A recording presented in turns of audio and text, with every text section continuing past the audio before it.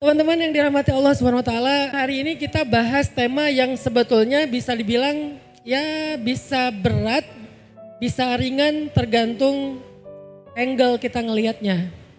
Saya ngelihat ada semacam kebingungan yang kemudian dijadikan konten yang semakin membingungkan tentang masalah ini. Dengan berbagai macam pertanyaan yang kritis, sehingga kadang-kadang kita nggak sadar malah terjebak kepada salah satu aliran menyimpang yang muncul ketika zaman fitnah sebelum datangnya sebuah ijtihad dari Abu Hasan al-Asy'ari. Apa contohnya? Misalnya kita kan bahas tentang takdir ya. Saya pakai tanda petik mengubah. Karena kalimat mengubah ini hanya istilah sebetulnya. Karena kita tidak mengubah takdir, Allah yang berkehendak. Ketika kita bicara takdir, di Indonesia itu banyak sekarang anak muda yang terjebak antara pemikiran Qadariyah ataupun pemikiran Jabariyah. Mungkin sebagian pernah dengar bahkan akrab sekali ya dengan istilah Qadariyah dan Jabariyah. Tapi bagi sebagian yang mungkin pernah mendengar tapi agak-agak samar-samar atau bahkan mungkin baru pertama kali dengar, itu jenis apa lagi Ustadz? Aliran apa lagi? Ada Qadariyah, ada Jabariyah, ada Mu'tazilah, ada Murji'ah, ada banyak sekali aliran-aliran yang lebih dari ribuan aliran pada saat itu yang macam-macam aneh-aneh gitu. Nah, tapi di Indonesia secara umum trennya saya lihat nih mulai arah-arah ke antara Qadariyah sama Jabariyah dalam konteks memahami takdir. Apa itu Qadariyah? Qadariyah itu salah satu pemaknaan dari aliran mereka adalah dalam konteks takdir, kita itu bertanggung jawab sepenuhnya dengan segala urusan hidup kita. Jadi hidup kita itu tergantung kita, bukan tergantung Allah. Kita yang berkehendak, kita yang menentukan, kita yang melakukan. Jadi semua itu adalah dari keputusan kita seutuhnya. Dari hidup kita pacaran itu emang keputusan kita. Kita menikah itu keputusan kita, diputusin itu keputusan kita, ditinggalin, diselingkuhin, di PHP-in, diharkosin, semua itu adalah bagian dari pilihan kita, keputusan kita, kehendak kita. Allah nggak punya peran di situ. Sehingga kita harus berjuang sendiri dalam hidup. Ini adalah golongan Qadariyah. Konsekuensi dari pola pikir ini adalah orang kalau melakukan satu kesalahan, karena kesalahan itu adalah disebabkan oleh keinginannya sendiri, dia yang menentukan, dia yang mengikhtiarkan, maka siapapun yang melakukan kesalahan atau dosa, maka dia kekal dalam api neraka. Ini konsekuensi dari pemikiran ekstrim tentang takdir, bahwa kita tuh menentukan diri kita sendiri. Gak ada yang bisa merubahnya, yang menentukannya kita sendiri yang menentukan. Allah gak punya peran ataupun bagian di dalam menentukan kehidupan kita. Sehingga nanti jadilah kalau bahasa kita sekarang dibikin lebih sekuler, lebih liberal, gak usah berdoa, gak usah tawakal, gak usah sholat. Orang yang sholat aja hidupnya masih susah kan gitu kan, bahasa sederhananya nih. Ngapain sih lo rajin-rajin banget ngaji, emang kalau lo udah ngaji hidup lo berubah? Yang penting kalau mau hidup berubah itu kerja keras, kemudian belajar yang giat, yang sungguh-sungguh, semuanya ada di tangan kita. Believe in yourself gitu kan. Jadi benar-benar harus mengandalkan diri sendiri. Ini walaupun gak dalam bentuk ideologi, tapi ini adalah bagian dari kesadaran-kesadaran Qadariyah. Walaupun kita gak mengatakan ideologi saya adalah Qadariyah, bukan. Tetapi ini adalah awareness-nya Qadariyah. Kesadaran dengan warna Qadariyah. Yang seolah-olah sholat kita tuh gak fungsi buat hidup kita. Doa kita tuh gak fungsi dalam hidup kita. Jadi orang benar tuh gak fungsi dalam hidup kita. Yang berfungsi adalah ya usaha kita sendiri. Kalau mau sukses ya usaha aja yang maksimal. Sesekali dia pakai ayat. Ayatnya apa? Atau pakai kalimat yang sering kita dengar, manjada wajada. Siapa yang bersungguh-sungguh dia dapat. Ini adalah awareness dengan warna Qadariyah. Dan konsekuensi dari awareness ini dalam konteks yang akidah, dia akan kekal di neraka kalau berbuat dosa. Karena dosa itu perbuatannya sendiri. Ini adalah pemikiran yang agak bahaya, walaupun kita nggak nganggapnya sebagai sebuah ideologi hari ini, tapi menjadi sebuah kesadaran yang dibentuk oleh banyaknya konten-konten. Terutama konten yang arahnya ke sekulerisme, untuk menghilangkan peran agama, menghilangkan peran ibadah, menghilangkan peran Al-Quran, menghilangkan peran Tuhan bahkan dalam kehidupan kita, karena semuanya ditentukan oleh kita sendiri. Nah ini nih bicara takdir versi Qadariyah. Nanti bicara takdir lagi versi Jabariyah. Ini kebalikannya Qadariyah, bahwa kita itu nggak punya peran apapun dalam hidup. Kita itu nggak punya peluang sedikit pun dalam hidup. Kita tuh nggak punya kontribusi apapun dalam hidup. Semuanya udah ditentukan sama Allah. Baik buruknya kita itu ada di tangan Allah. Allah yang menentukan, Allah yang menggariskan, Allah yang menetapkan, Allah yang mengatur. Jadi kita ikut aja.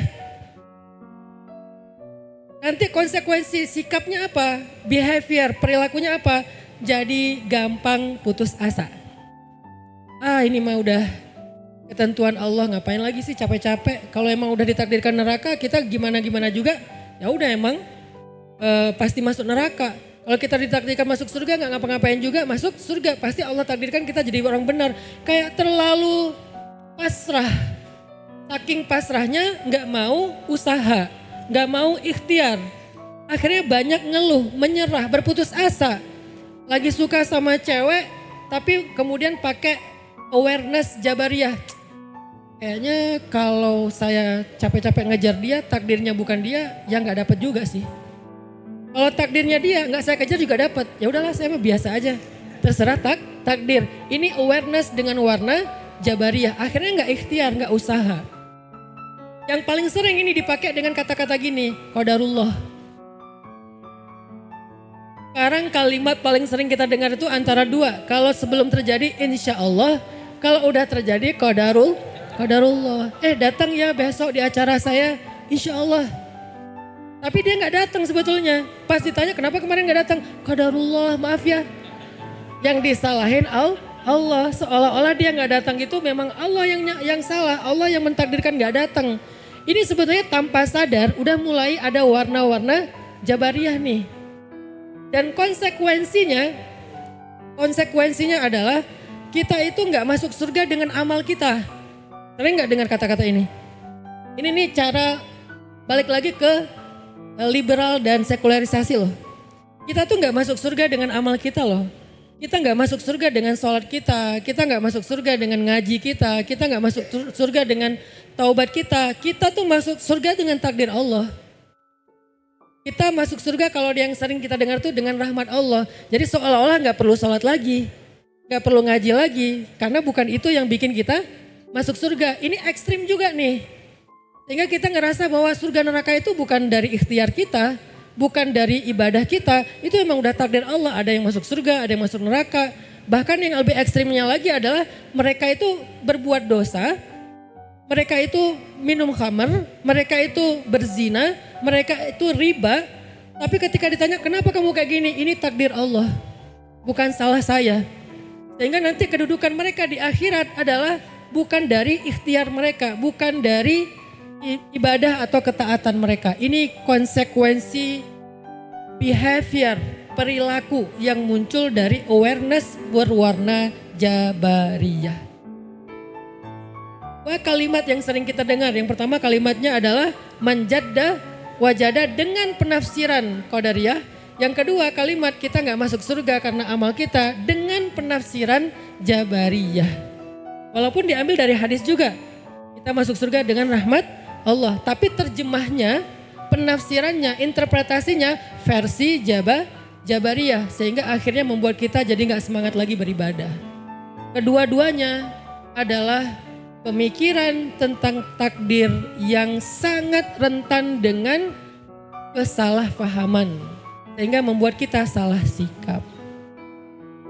Terus muncullah Ahlussunnah wal Jamaah yang tadi digagas oleh Abu Hasan al-Asy'ari, kemudian Abu Mansur Al-Maturidi dan seterusnya yang mengambil jalan tengah. Jadi sebelum muncul fitnah ini nggak ada Asy'ariyah. Karena dulu Islam, Nabi, para sahabat kan belum muncul fitnah ya. Belum muncul penyimpangan-penyimpangan. Muncullah penyimpangan di zaman setelah sahabat, yaitu zaman tabi'in di tahun 100 sekian, artinya abad kedua, baru akhirnya muncullah yang orang yang ingin memurnikan kembali agama. Sebagaimana janji Nabi, di setiap 100 tahun itu Allah mengutus orang yang akan memurnikan agama setelah agama itu dirusak atau dikacaukan oleh orang-orang yang tidak berilmu atau orang-orang yang berpenyakit hatinya. Nah, salah satu di antara mujaddid filmi'ah ats-tsaniyah, mujaddid filmi'ah ats-tsalisah, mujaddid di tahun ketiga, di abad ketiga adalah Abu Hasan Al-Asy'ari. Artinya beliau memurnikan kembali pemahaman akidah yang menyimpang tadi. Jadi kalau ada yang bilang Asy'ariyah itu kan baru muncul belakangan, ya karena sebelumnya tidak ada penyimpangan di zaman Nabi dan sahabat. Baru muncul penyimpangan di tahun 100, 200, kemudian datanglah Abu Hasan Al-Asy'ari untuk memurnikan. Nah, apa pendapat atau pemaknaan akidah takdir dalam konteks kita Ahlus Sunnah wal Jamaah? Sederhananya gini teman-teman, sederhananya nih, kita yang merencanakan, Allah yang menentukan. Kita merencanakan, Allah menentukan. Sederhananya pemahaman takdir dalam konteks Ahlus Sunnah wal Jamaah, kita merencanakan, Allah menentukan. Sehingga di situ ada kewajiban kita untuk berikhtiar, baik ikhtiar jalur bumi maupun ikhtiar jalur langit, dan juga ada kewajiban kita untuk bertawakal karena yang menentukan adalah Allah. Ini tengah-tengah namanya nih. Ada kewajiban kita ikhtiar jalur bumi. Apa ikhtiar jalur bumi? Bekerja keras, rajin belajar dan seterusnya. Gak boleh pantang menyerah, gak boleh berputus asa, gak boleh berhenti. Ini ikhtiar jalur bumi. Adapun ikhtiar jalur langit, berdoa, kemudian bersedekah, silaturahim, tahajud, ibadah, bertaubat dan seterusnya, ikhtiar jalur langit. Lalu setelah kita ikhtiar, maka tawakal kepada Allah. Apapun yang Allah tentukan, kita sikapi dengan ridho. Ridho itu antara dua, terbagi kepada dua ridho itu. Satu, ridho itu adalah syukur kalau yang ditentukan itu sesuai dengan harapan kita. Yang kedua, ridho itu adalah sabar kalau yang Allah tentukan itu enggak seperti harapan kita. Tapi kita yakin apapun itu kalau dari Allah adalah kebaikan. Apapun itu kalau dari Allah adalah kebaikan. Sehingga kita ridho. Cuman cara ridhonya ada dengan syukur, ada dengan sabar. Maka kedua-duanya khair kata Nabi. Kedua-duanya baik untuk kita. Udah jelas ya? Jalan tengahnya Ahlus Sunnah wal Jamaah itu adalah kita merencanakan. Arti merencanakan ini bukan coret-coret aja ya. Termasuk ikhtiar, termasuk bekerja, bersungguh-sungguh. Kita merencanakan, Allah yang menentukan. Sehingga dalam dua kalimat ini muncullah dua sikap sekaligus. Satu sikap mujahadah, ikhtiar, bersungguh-sungguh. Dan yang kedua sikap tawakul atau tawakal, berserah kepada Allah Subhanahu wa Ta'ala. Nah, sekarang kita akan bahas yang wasatiyah, yang pertengahan ini. Kita nggak panjang-panjang ngebahas tentang Qadariyah ataupun Jabariyah. Cukup tahu aja bahwa itu sesuatu pemikiran yang berbahaya. Seperti saya sampaikan di awal. Supaya kita nggak terjebak lagi lah dengan pemikiran ini. Sekarang banyak syubhat di tengah-tengah anak muda umat karena pemikiran Islam itu nggak berkembang. Yang muncul filsafat yang seolah-olah menjelaskan Islam. Tapi filsafatnya filsafat kiri, bukan filsafat kanan. Karena kanan juga berfilsafat. Para ulama kita tuh ahli filsafat. Jadi kalau ada orang yang gak mau berfilsafat atau menyalahkan filsafat, membid'ahkan filsafat, berarti dia menutup pintu untuk munculnya, membuka pintu untuk munculnya banyak sekali kesesatan dan tidak ada pengimbang. Dulu para ulama itu kan dengan filsafatnya menjelaskan kebenaran. Makanya Imam Abu Hasan Al-Asy'ari itu mengumpulkan semua syubhat-syubhatnya Qadariyah, Jabariyah, Murji'ah, Mu'tazilah, lalu kemudian beliau bikin satu rangkuman Raddus Syubhat, jawaban terhadap kesesatan atau kekeliruan mereka. Itu juga bagian dari pemikiran filsafat, tapi filsafat kanan. Sekarang yang berkembang apa? Filsafat kiri. Tasawufnya, tasawuf falsafi, bukan tasawuf riyadhi. Ada dua, ada tasawuf falsafi, ada tasawuf riyadhi. Kalau tasawuf riyadhi itu apa? Banyakin zikir, banyakin khalwah, banyakin belajar ma'rifatullah, tafakkur. Itu adalah tasawuf riyadhi, bentuknya riyadah. Ada riyadahnya, ada amalannya. Ada juga tasawuf falsafi. Tasawuf falsafi ini apa? Pemikiran. Sehingga akhirnya dibolak-balik kita jadi bingung tentang Islam kita sendiri ya. Karena tasawufnya tasawuf pemikiran. Nah, kita mencoba untuk masuk ke Islam dengan pemahaman yang tengah. Enggak ekstrim kiri, artinya mereduksi Islam. Enggak ekstrim kanan, yang artinya kaku banget dengan Islam. Yang kaku dengan Islam enggak akan siap menerima dinamika kehidupan. Akhirnya bahasa sederhananya tinggalkan dunia, semua itu enggak ada dalilnya segala macam, itu ekstrim kaku kanan. Yang kaku ke kiri, yang ekstrim kiri, agama dianggap sebagai penghambat, Islam dianggap sebagai beban, syariat dianggap sebagai masalah. Sehingga kalau kita mau maju, tinggalkan syariat, tinggalkan Islam, tinggalkan Al-Quran. Kita fokus aja dengan hidup kita, dengan dunia kita. Pakai mazhab baru, namanya mazhab Soekarno misalnya. Ini jadi ada ekstrim kanan, ekstrim kiri gitu. Jangan diedit. Ini lagi ngomongin Jabariyah, bukan ngomongin ya itulah. Ya jelaslah kekeliruannya. Masa dia bilang qala Rasulullah sallallahu alaihi wasallam fil Qur'anil Karim. Mana ada Nabi ngomong di dalam Al-Qur'an? Yang ada Allah berfirman. Mungkin salah ngomong, tapi kok sering ya. Baik, tadi sampai di mana?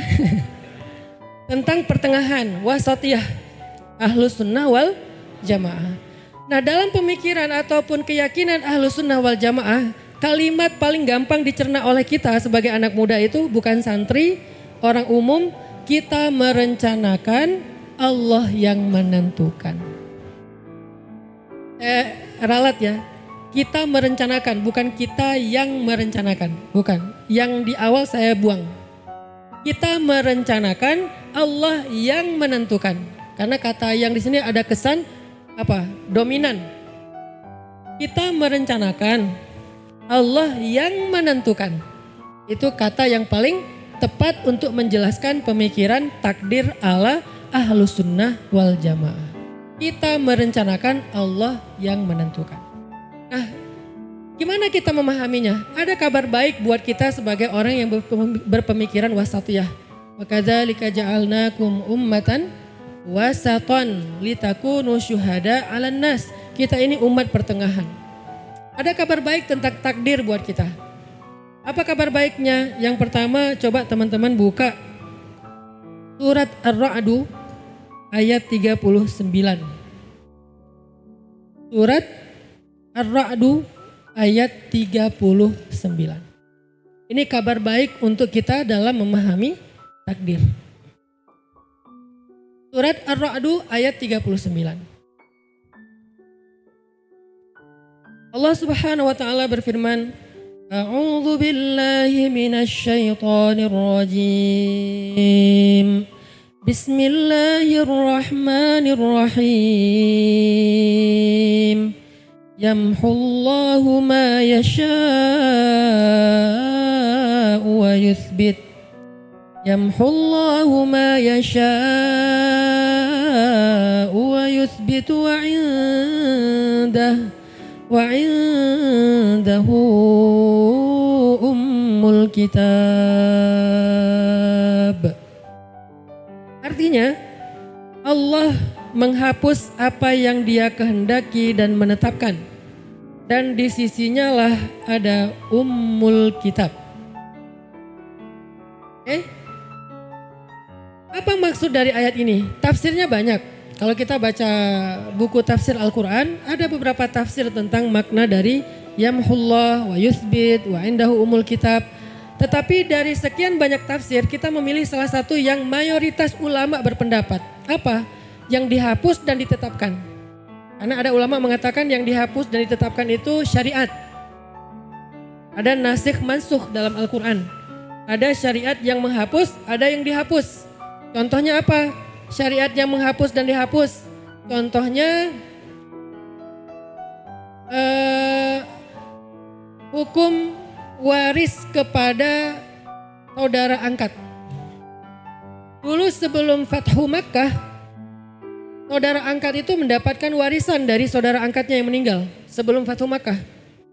Sehingga orang muhajirin yang menjadi saudara angkat orang Ansor, kalau orang Ansor meninggal dunia, maka saudara angkat muhajirin itu bagian menjadi ahli waris, mendapat warisan. Seerat itu hubungan persaudaraan antara muhajirin dengan Ansor. Lalu setelah Fathu Makkah, karena kaum muhajirin udah settle, udah stabil, maka hukum itu dihapus. Sehingga sejak saat itu sampai sekarang, saudara angkat tidak lagi menerima waris dari saudara angkatnya. Itu namanya nasikh mansukh, salah satu contohnya. Ada juga yang menafsirkan ayat ini artinya yang dihapus dan yang ditetapkan itu dosa. Ada dosa yang dihapus, yaitu dengan taubat. Ada dosa yang tidak dihapus, yaitu ditetapkan karena dia tidak bertaubat. Ada yang berpendapat tafsirnya seperti itu. Tapi banyak ulama tafsir menafsirkan yang dihapus dan ditetapkan di sini adalah takdir. Yang dihapus dan ditetapkan di sini adalah takdir. Al-Qadar. Karena kita mengenal istilah Al-Qadha wal Qadar, dan itu salah satu dari rukun iman dalam hadis Jibril. Yaitu engkau beriman kepada qadha dan qadarnya Allah, khairihi wa syarrih, yang baik ataupun yang buruk. Nah sekarang yang dihapus dan yang ditetapkan itu apa? Al-Qadar, takdir kalau dalam bahasa kita. Ternyata para ulama membolehkan kita memaknai ayat ini bahwa ternyata Allah berkehendak untuk menghapus sebagian dari takdir lalu merubahnya dan menetapkannya dengan takdir yang berbeda. Tapi semua itu ada di dalam qadha-nya Allah. Pertanyaan yang paling sering ditanyakan, Ustadz, apa bedanya qadha dan qadar? Ini versi bahasa kita ya, qadha dan qadar. Apakah yang disebut dengan qadha itu qadha sholat, qadha puasa? Ya, qadha ini bukan dalam konteks mengqadha ya. Ini bab akidah bukan bab fikih. Lalu apa bedanya qadha dengan qadar? Jangan tanya saya. Tanya kepada ulama. Nah, kalau kita nanya kepada ulama, salah satu ulama yang luar biasa itu adalah Al-Imam Asy-Syahid Ramadan Buti dari Suriah, dari Damaskus. Beliau meninggal tahun 2010 apa 2011 gitu karena ditembak lagi taklim gini, ditembak kepalanya. Itu awal terjadinya Arab Spring, revolusi Arab. Nah, Syekh Imam Asy-Syahid Ramadan Buti mendefinisikan bedanya antara qadha dengan qadar. Ustadz, kenapa materi hari ini berat banget? Karena yang di hadapan saya adalah orang-orang terpelajar, mahasiswa, mahasiswi. Walaupun statusnya masih jomblo, tapi akalnya tetap tajam ya. Nggak terpengaruh jadi galau, saya mahasiswa Ustadz tapi galau, enggak. Makanya saya agak ilmiah dikit tapi nggak banyak-banyak. Apa definisi qadha dan qadar menurut Imam Asy-Syahid Ramadan Buti? Kata beliau, al-qadha ilmullah fil azal bikulli ma sayajri fil kaun. Qadha itu adalah ilmu Allah sejak azali itu yang sangat terdahulu sebelum Allah menciptakan apapun, terhadap kulli ma sayajri fil kaun, terhadap apa yang terjadi di dalam semesta. Itulah qadha. Ilmu Allah tentang apapun yang terjadi yang berlaku di dalam kehidupan, di dalam semesta, itulah qadha. Kemudian wal qadar, adapun takdir atau qadar, wuqu'ul asya muwafiqatan li'ilmillah, terjadinya sesuatu sesuai dengan ilmu Allah yang tadi. kejadiannya. Kejadian itu adalah qadar. Kapan terjadi, di mana terjadi, bagaimana terjadi, apa yang terjadi, itu adalah qadar. Tapi semua itu ada di dalam qadanya Allah, ilmunya Allah. Makanya salah satu di antara sifat wajib bagi Allah itu adalah ilmun. Allah tahu semuanya, nggak ada yang Allah nggak tahu. Selain muridun, irada, Allah berkehendak, ada ilmun, Allah tahu semuanya, nggak ada yang Allah yang nggak tahu. Sehingga nggak bisa kita katakan ada yang kita alami Allah nggak tahu. Ada yang kejadian dalam kehidupan kita itu di luar pengetahuan Allah, nggak bisa. Semuanya Allah tahu. Yang pernah terjadi, yang sedang terjadi, yang akan terjadi Allah tahu. Jadi kita tuh sekarang lagi belajar memasrahkan, mentawakalkan, menitipkan hidup kita kepada zat yang maha tahu tentang apa yang terjadi dan apa yang akan terjadi. Kan itu penting sekali teman-teman. Karena seringkali kita nitipin hidup kita kepada yang gak tahu apa-apa. Malah kadang-kadang kita curhat masalah kita kepada orang yang sebetulnya gak tahu jawaban apa-apa. Kenapa kok curhat sama dia? Karena dia rajin mendengar. Padahal dia bukan dengar. Dia cuma naruh handphonenya terus dia masak, dia beres-beres. Seolah-olah kita lagi curhat, dia gak dengar juga sebetulnya. Kita aja yang kegeeran seolah-olah dia dengar. Tapi kita curhat sama dia. Kepada yang maha tahu kita gak curhat. Selain maha tahu, maha mendengar. Apa arti maha mendengar? Maha mendengar ini artinya bukan hanya sangat mendengar, tapi juga sabar mendengar. Jangan diterjemahin Allah itu cuman pendengarannya jelas. Tapi gak sabar-sabar banget sih, jadi saya gak sering curhat sama Allah. Gak gitu, yang namanya maha itu sempurna. Berarti as-sami', Allah yang maha mendengar, berarti sempurna. Artinya apa? Dengarnya jelas, gak ada yang ke-skip sama Allah itu sabar mendengar kita. Gak mungkin, udahan jangan lama-lama curhatnya. Akhirnya muncullah statement, kalau doa kepada Allah itu jangan panjang-panjang. Kalau doa kepada Allah itu jangan banyak-banyak, gak enak sama Allah. Ngerepotin, mending kita beramal aja. Dia menganalogikan Allah kayak teman curhatnya yang akhirnya nikung dia nikah sama orang yang dia senengi. Ini beda. Allah itu sabar mendengar, betah mendengar, gak bosan mendengar. Kita curhat itu lagi, besok itu lagi, lusa itu lagi. Gak pernah Allah bilang, itu kan udah kemarin. Allah gak pernah bilang gitu, itu teman kita. Iya aku udah tahu sih yang itu. Ada yang lain gak? Aku lagi buru-buru nih. Itu manusia, Allah gak kayak gitu. Allah tuh sabar banget dengerin kita. Hari ini kita bilang gini, ya Allah, saya gak berani mau ngomong sama dia. Soalnya mukanya galak banget, tapi makin dia galak tuh makin ngangenin ya Allah. Besok ngomong lagi, ya Allah masih belum berani nih. Lusa ngomong lagi, ya Allah masih belum berani. Udah 5 tahun masih, ya Allah belum berani. Kenapa belum berani? Udah jadi istri orang. Lebih gak berani lagi. Artinya Allah itu sabar banget dengerin kita curhat. Terus kenapa gak curhat sama Allah aja? Apa kita pikir Allah tuh gak dengar? Kalau curhat sama Allah gak bisa ngelihat Allah dengar apa enggak. Kalau sama teman bisa. Tapi kan kita nelpon ke teman juga gak bisa ngelihat. Kenapa nelpon ke teman itu kita betah curhat? Sementara menghubungi Allah, berkomunikasi dengan Allah yang kita juga gak bisa melihat dengan mata. Tapi harusnya kita bisa merasakan dengan iman di dalam hati. Kita gak curhat, berarti bicara takdir ini penting teman-teman dalam konteks kehidupan kita. Makanya saya tadi bilang apa? Saya gak pengen literasi agama itu cuma jadi wawasan. Harus menjadi life hacks. Literasi agama harus menjadi life hacks. Cara hidup.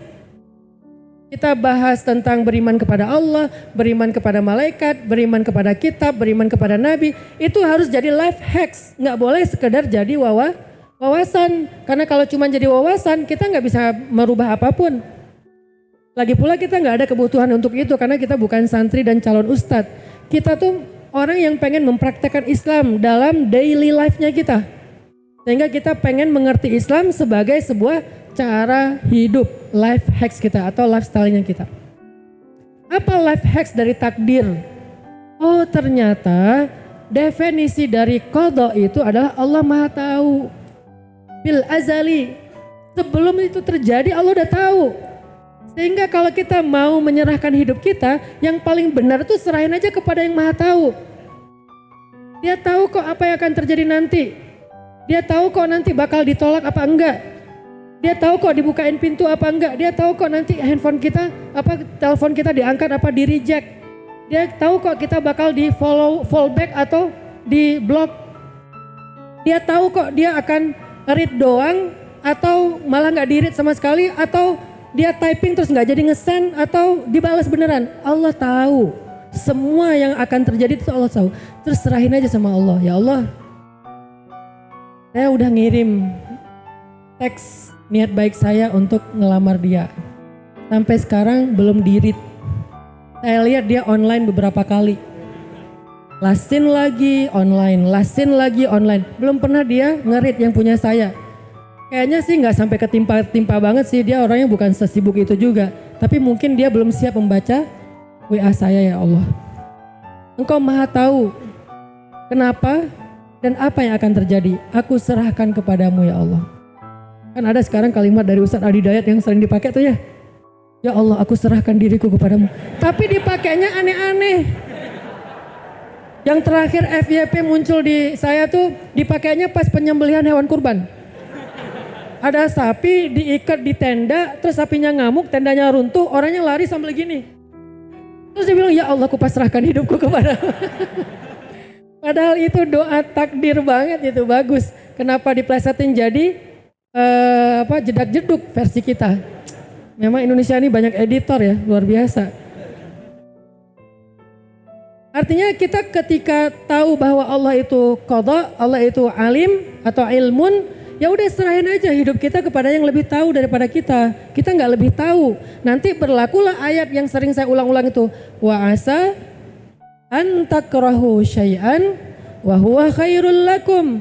Wa asa an tuhibbu syai'an wa huwa syarrul lakum. Wallahu ya'lamu wa antum la ta'lamun. Bisa jadi kalian benci sesuatu padahal itu baik untuk kalian. Bisa jadi kalian menyukai sesuatu padahal itu buruk untuk kalian. Kok bisa kayak gitu Ustadz? Karena wallahu ya'lamu, Allah lebih tahu. Wa antum la ta'lamun, kalian gak tahu.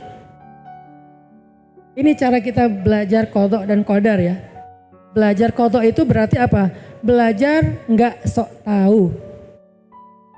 Belajar qadha itu artinya belajar gak sok tahu. Allahu a'lam, selalu itu kata-katanya.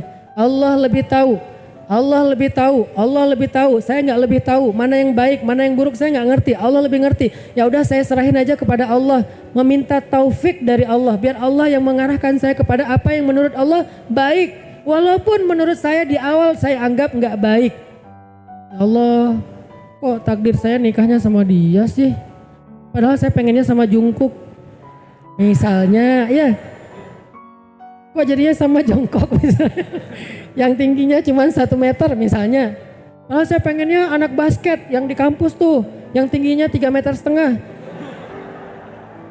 Kita mempertanyakan, kenapa kita mempertanyakan? Karena kita merasa lebih tahu. Orang yang gak merasa lebih tahu gak akan mempertanyakan, ya Allah gak apa-apa dia jongkok juga.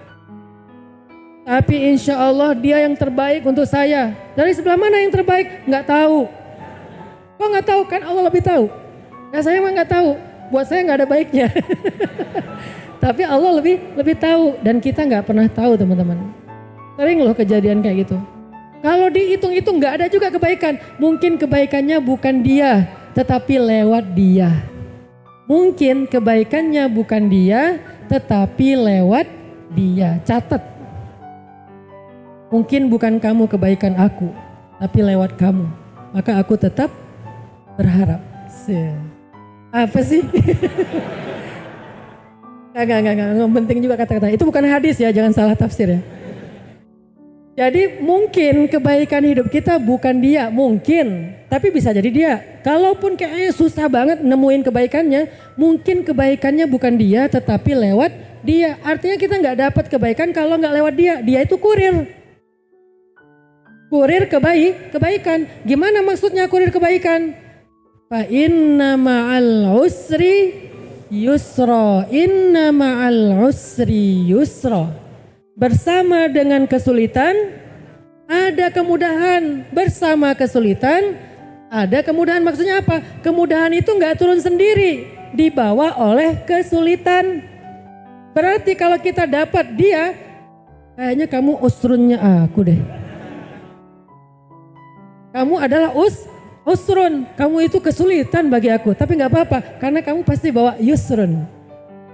Temen di grup nih, ada yang nyebelin banget. Anggap aja dia kasih nama di kontak kita, nama dia usrun. Usrun 1, usrun 2, usrun 10. Banyak banget teman-teman kita yang nyebelin. Berarti ada sekian usrun. Kenapa kita anggap dia usrun? Karena dia nggak datang sendiri, pasti bawa yusrun. Nanti teman kita yang suka bantu kita, yusrun 1, yusrun 2, yusrun 3 ya. Kenapa kita bilang dia yusrun? Karena dia nggak biasanya datang sendiri, pasti ada usrunnya. Itu sepaket teman-teman. Maka kalau kita menganggap pun ya, pasangan kita nggak ada kebaikannya sama sekali, maka bisa jadi memang bukan dia kebaikan dalam hidup kita, tetapi lewat dia. Siapa yang kayak gitu? Sayyidah Asiyah. Sayyidah Asiyah, istri Fir'aun. Ada kebaikan Fir'aun? Ada, Ustadz, dia nggak poligami. Itu bukan kebaikan. Itu beda cerita ya. Firaun gitu-gitu setia Ustadz, dia monogami, dia sama istrinya aja walaupun ujung-ujungnya disalib istrinya sampai mati. Apa kebaikannya kalau kayak gitu? Itu bukan kebaikan. Maka Firaun itu tidak bisa dikatakan sebagai kebaikan. Kalau seandainya ada satu saja kebaikan pada dirinya, Allah udah kasih dia hidayah. Tidak ada kebaikan pada dirinya, semua keburukan. Terus kok Asia kasihan banget sih dapatnya Firaun? Enggak. Asia itu menjadi satu dari 4 perempuan istimewa, cuman 4 di dunia, itu salah satunya adalah lewat Fir'aun, bukan Fir'aunnya. Sehingga Asia gak pernah menyalahkan Allah tentang takdir itu. Gak pernah bilang, ya Allah kok saya sih yang nikah sama Eta, siapa? Firman. Maaf ya kalau ada yang nama Firman. Kenapa sih saya jadinya sama Fir'aun? Bukan Fir'aun, Fir'aun. Oh ya, Fir'aun. Kok saya jadi sama Fir'aun sih? Kan harusnya saya jadinya sama Nabi Musa. Yang karena Asia itu perempuan istimewa, perempuan sempurna. Nabi Musa laki-laki sempurna. Kenapa saya nggak jadinya sama Musa aja sih? Kan lebih klop tuh.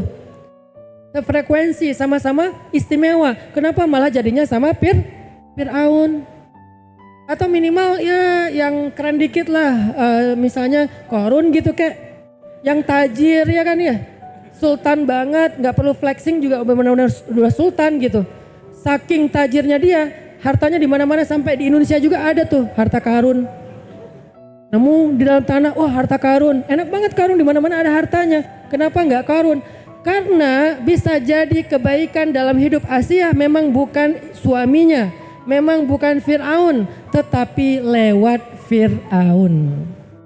Tapi kan gak mungkin kita mengibaratkan suami kita sama Fir'aun ya. Gak apa-apa kalau suami saya kayak Fir'aun. Enggak lah, ada kebaikannya udah pasti tuh, ada, gak mungkin gak ada.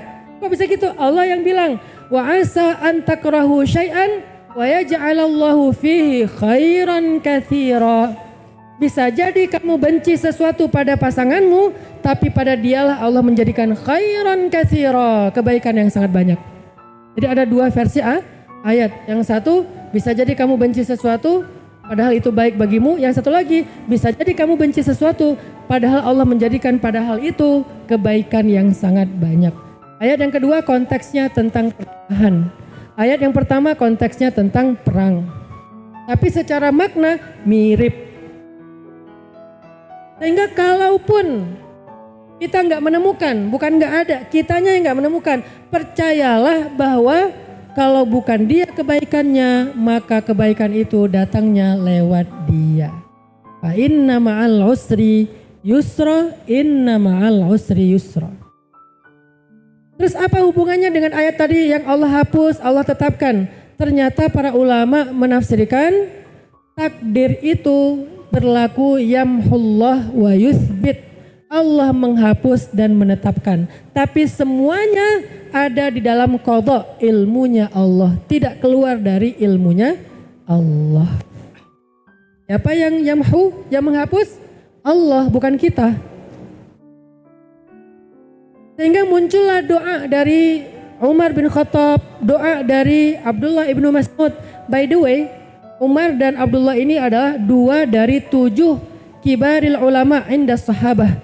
2 dari 7 ulama besar di kalangan sahabat. Ada 7 ulama besar di kalangan sahabat.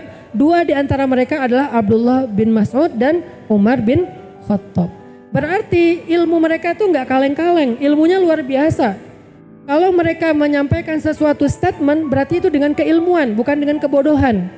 Maka Umar dan Abdullah sama-sama pernah berdoa gini, Allahumma in kunta katabtani min ahlil syaqiyah atau minal ashqiyah famhini waktubni min ahlis sa'adah atau minas su'ada fa innaka tamhu ma tasha wa tuthbitu ma tasha wa indaka ummul kitab. Itu doanya Umar dan doanya Abdullah. Artinya apa Ustadz? Kalau kita nggak hafal bahasa Arabnya, inilah bedanya kalau kita bisa bahasa Arab sama nggak bisa.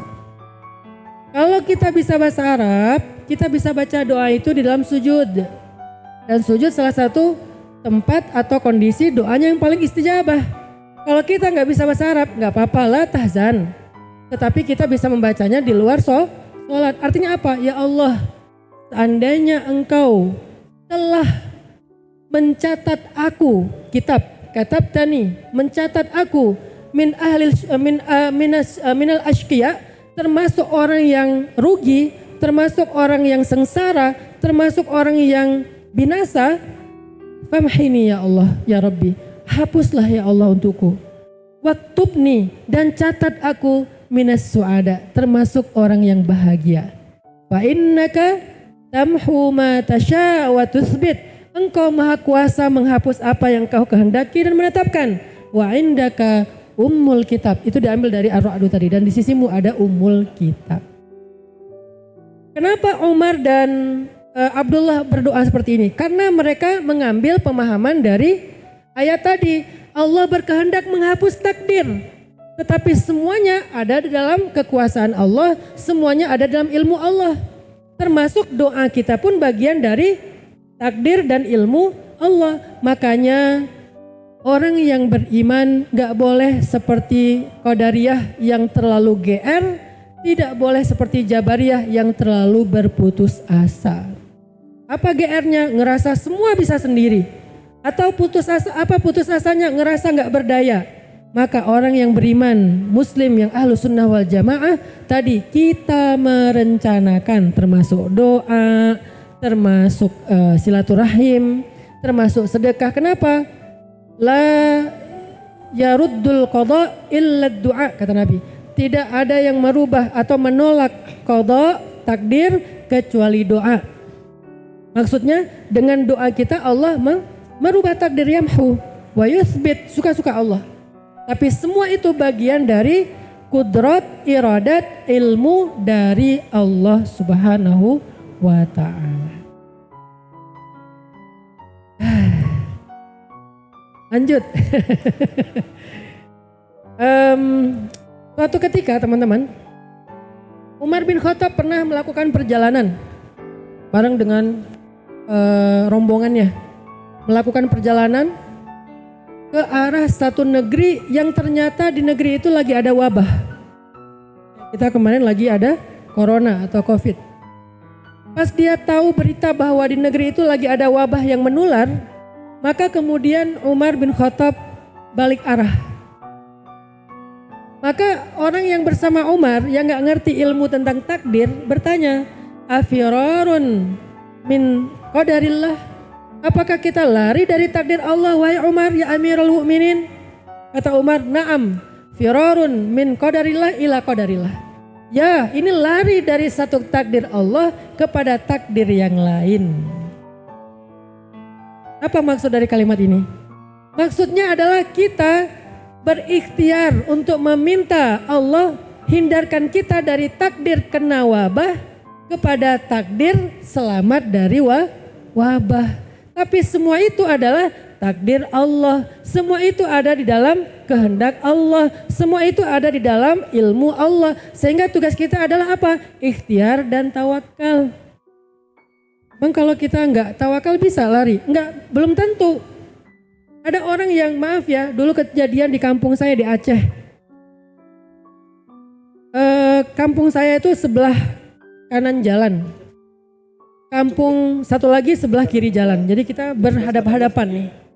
Pas terjadi tsunami, itu tuh kampung yang sebelah kiri jalan itu kan bukit. Karena yang di sebelah sana bukit, yang sebelah sini agak dekat ke laut, ke pantai. Kampung saya tuh habis kena tsunami. Kampung sebelah aman karena dia lebih tinggi. Tapi uniknya banyak warga kampung sebelah meninggal dunia, warga di kampung saya selamat. Kok bisa gitu? Karena kampung sebelah panik larinya ke kampung saya. Orang kampung saya juga panik larinya ke kampung sebelah. Artinya kalau kita hanya mengandalkan diri kita yang gak tahu apa-apa, merasa ikhtiar kita menentukan hasil, belum tentu. Bisa jadi kita berikhtiar ke arah yang wrong way, jalan yang salah. Sehingga masuknya ke toilet akhwat. Ya, kenapa? Karena mengandalkan mata kita rabun, kacamata ketinggalan tadi di kampus. Pas mau masuk toilet, kita pikir itu gambar ikhwan. Ternyata itu gambar akhwat. Ada kumisnya tapi. Akhirnya salah masuk toilet. Ustadz pernah. Kenapa masuk toilet akhwat? Nggak ngelihat petunjuk, merasa ini semuanya ikhwan di sini. Keluar lagi. Untung nggak digebukin sama masa ya. Kan nggak keren Ustadz Hanan digebukin masa gara-gara salah masuk toilet. Ngeri banget viralnya. Nggak keren banget viralnya. Artinya kalau kita mengandalkan diri kita aja nggak cukup teman-teman. Tapi pasrah aja gitu sama Allah. Terus kita duduk sambil nahan, maaf mau buang air kecil, nahan aja nggak ke toilet. Tiba-tiba nanti kita akan ada di dalam toilet, tiba-tiba semuanya beres. Nggak gitu juga, itu namanya aliran pasrah. Aliran putus asa, bukan pasrah, aliran putus asa. Yang pertama aliran GR, maka yang paling benar adalah aliran pertengahan. Ikhtiar, minta sama Allah, tawakul kepada Allah. Kemudian ayat berikutnya, sebelum kita beres, kabar baik lagi yang lain dari Allah untuk kita dalam memahami takdir adalah firman Allah di dalam surat Ar-Ra'du ayat 11. Masih di surat Ar-Ra'du ayat 11. Apa ayatnya?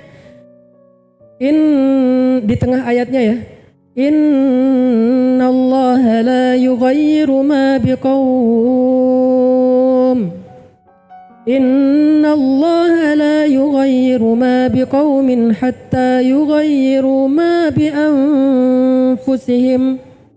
Wa idza aradallahu biqaumin su'an fala maradda lahu wa ma lahum min dunihi min wal.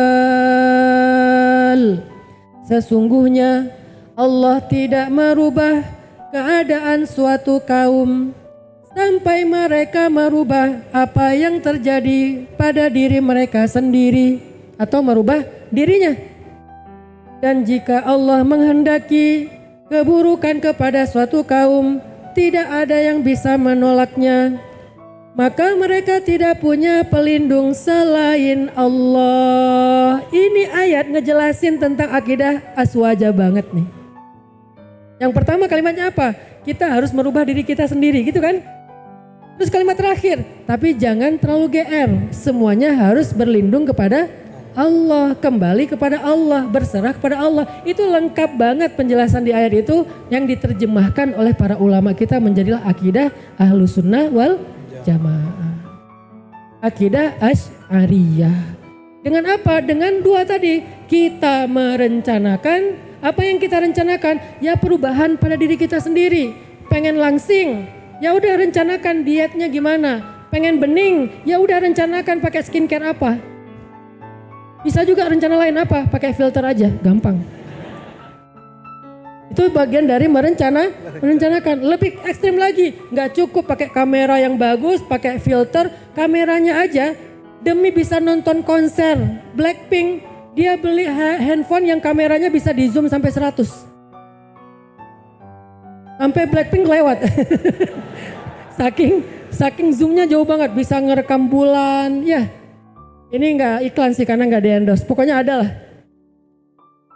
Pakai kamera bagus, pakai filter sampai berlapis-lapis. Nggak cukup juga, ditambahin avatar. Sampai akhirnya dia jadi avatar, berubah, jadi keren banget. Tiba-tiba jadi kesatria Majapahit. Tiba-tiba jadi kesatria dari negeri Narnia gitu kan. Karena pengen keren. Nggak apa-apa, itu bagian dari ikhtiar, walaupun wrong way. Makanya minta petunjuk Allah, ya Allah, saya biar bening, biar glowing, gimana caranya? Saya udah beli skincare. Saya udah sering gini-gini di muka saya, malam-malam tuh saya tampar-tampar sampai merah, ya Allah. Kok enggak bening-bening? Ya ternyata kata Allah ada cahaya yang lebih indah daripada glowing karena skincare, walaupun skincare itu bagus. Tapi yang lebih glowing lagi apa? Cahaya wudhu dan sholat. Simahum fi wujuhihim min atharis sujud. Tanda-tanda mereka adalah ada asar sujud. Asar sujud di sini maksudnya bukan jidat hitam. Asar sujud di sini artinya wajahnya bercahaya. Jadi jangan digini-giniin pas sujud. Biar dapat asarus sujud. Kasihan saya nggak ada asarus sujud, dianggap nggak sholat ya. Arti asarus sujud di sini adalah wajahnya bercahaya. Yauma tabyaddat wujuhum. Hari ketika wajah mereka bercahaya. Jadi ikhtiar tawakal, ikhtiar doa, ikhtiar ibadah. Dengan kayak gitu berarti Allah akan yamhu wa yuthbit kepada kebaikan yang kita harapkan. Sekian, ini hanyalah sekedar prolog aja pembahasan tentang takdir. Lebih dalam lagi nanti silahkan kita belajar kepada guru-guru kita, kiai kita, habaib kita, ustadz-ustadz kita yang mengajarkan akidah Ahlus Sunnah wal Jamaah Asy'ariyah tentang takdir atau qada dan qadar, sehingga kita bisa mengimaninya dan mempraktekannya dalam daily life kehidupan kita. Barakallahu fikum. Wassalamualaikum warahmatullahi wabarakatuh.